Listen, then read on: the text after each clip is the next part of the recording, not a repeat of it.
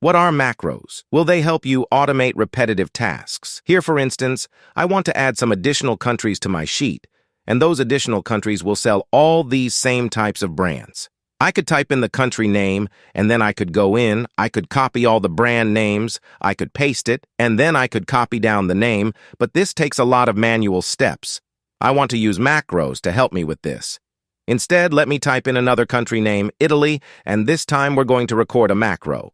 To record a macro, let's click on View on the top toolbar, and all the way over on the right-hand side, let's select Macros.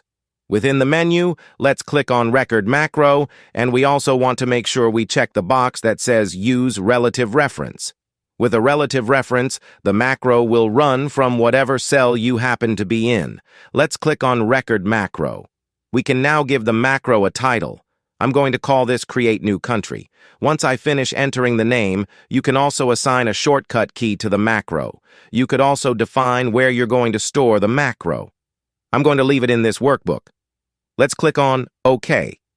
Now the macro is recording, so let's fill out our steps. First, I'm going to copy the country name, and I'm going to go in and paste it 6 times.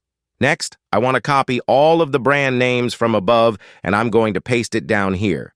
I'm now done running my macro, so let's go up to the top and let's click on Stop Recording. I'm going to run my macro.